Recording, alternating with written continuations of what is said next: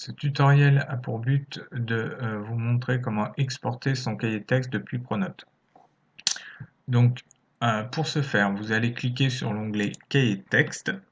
À partir de là, vous n'allez pas cliquer sur saisie, mais sur planification.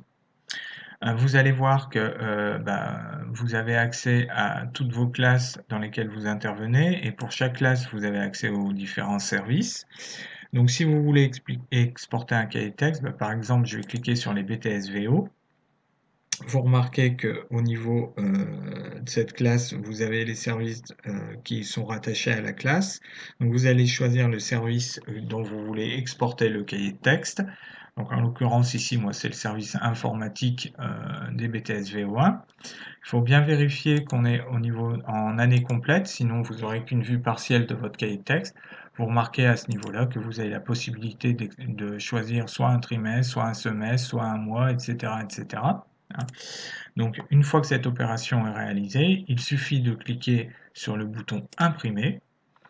Vous allez avoir une boîte de dialogue qui apparaît. On choisit bien le format PDF, c'est plus pratique que de l'imprimer directement. Vous vérifiez que vous êtes en portrait. Vous avez la possibilité de modifier la marge, de mettre un titre, de changer le titre de la page, etc., etc. Et pour les besoins du tutoriel vidéo, je vais faire un aperçu afin que vous vous rendiez compte de ce qui va apparaître dans vos cahiers de texte. Voilà. Donc vous remarquez ici que vous avez vos différentes séances avec ce qui a été rempli dans le cahier de texte. Si toutefois vous voulez compléter des éléments, eh bien il suffit tout simplement de double-cliquer sur une fenêtre de manière à ce que vous puissiez ressaisir le cahier de texte. Donc par exemple, je double-clique ici et vous remarquez que j'ai une boîte de dialogue qui apparaît me permettant de saisir le cahier de texte que j'aurais omis de saisir. Je vous ai montré comment